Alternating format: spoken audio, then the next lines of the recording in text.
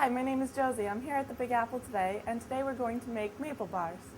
First, I'm going to start off with 2/3 a cup of flour, 1 teaspoon of baking powder, 1 cup of rolled quick oats, 1 egg, and 1 teaspoon of vanilla, 1/2 a cup of shortening, 1/2 cup of sugar, and 1 cup of maple syrup. I like to use the dark kind. I feel like you get more maple flavor out of it. I'm just going to stir it all up. It's just a real simple recipe. 1 step.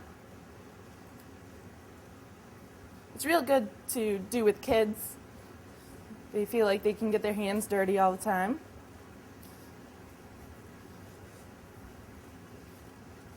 And it's real easy. No knives, no nothing, no mixers. Real safe. Probably even safer for me. Who knows?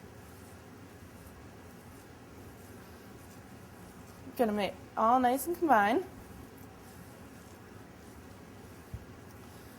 And I'm gonna spread it out evenly on a greased pan. Usually an 8x10 pan. You want it well greased so it doesn't stick after baking.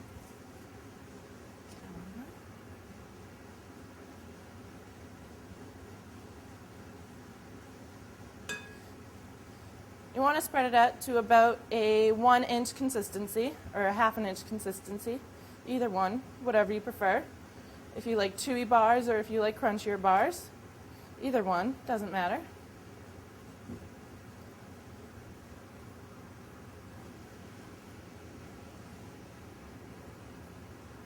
You want to make sure it's all nice and smooth so there's no lumps or uneven baking. And you just set it in a preheated oven at 375 degrees for about 30 minutes.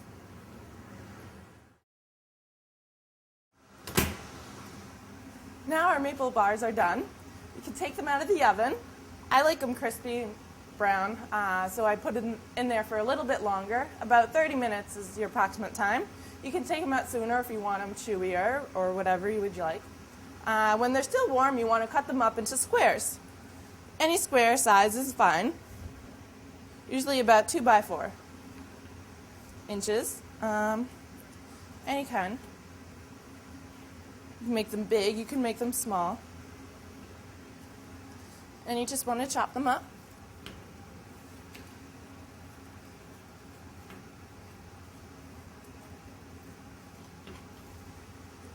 And you can easily take them out. There's your maple bars.